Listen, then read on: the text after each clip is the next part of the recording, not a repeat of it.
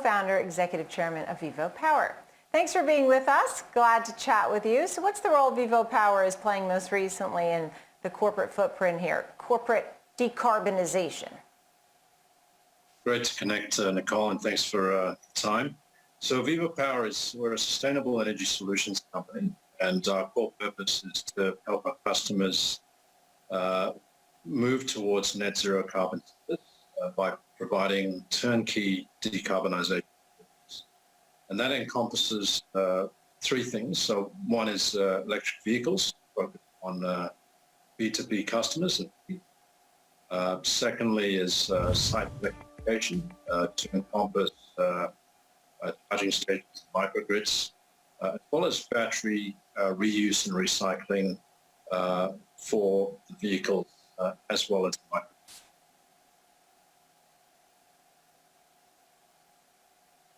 So a lot of recycling, this B2B EV, and reducing this carbon footprint, really making our world a better place, right? So what are some of the big challenges and the big hurdles that for a company like yours to move to this net zero, carbon neutral, let's say? Is it really very difficult to get to that point? What's the timeline here? I think, firstly, in terms of our customers, we're seeing a wave of interest to want to accelerate the move to net zero. And this has been more pronounced since COVID last year. I think the challenges that we're going to see, and this will affect the whole sector, is supply chain with respect to, obviously, the lockdowns that are in place globally. But even once those lockdowns are removed and things normalize, given the wave of demand for EVs in particular, I think there'll be supply chain. That being said, though, what we're doing is focusing on hard to decarbonize sectors. That includes the mining sector, it includes infrastructure as well as utilities. And in these markets, we have a far more defined focus and game plan, and will be less affected by this supply. I know that you recently made an acquisition of Tembo. I don't know if that fits in. You talked about these sectors such as mining, and you have a real big focus. More acquisitions for more focus, or what is the premise here? Because I know Tembo was a great acquisition for you. Yeah, the rationale for that is we had an existing business which that provided critical power services to the mining sector, and big names such as PHPO, so on and so forth.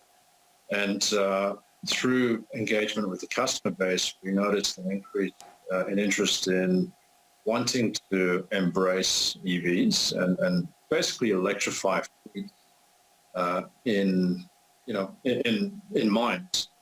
And the Tembo acquisition was driven by that interest. And it really just plugs, what we had as a hole in terms of our product offering and our solutions offering. And now we can provide, the end-to-end turnkey solution to these mining customers seeking to move to net zero carbon.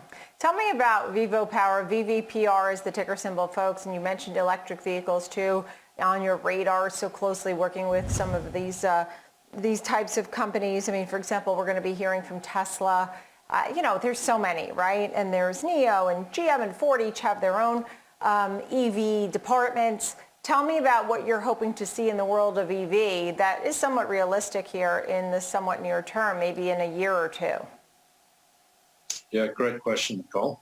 So for us, we are focused on the B2B market. Our customers are not the sort of general population.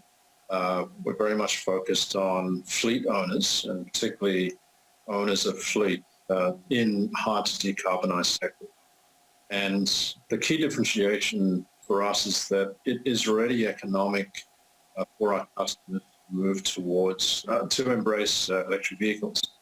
It makes economic sense. It's not just about the green ESG mantra, but it's about green dollars as well.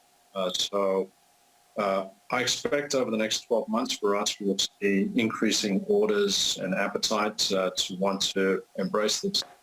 I think more broadly in terms of the broader EV landscape, again, just from a corporate as well as a consumer perspective, I think it's only going to escalate further. I think what will hold back adoption is supply chain.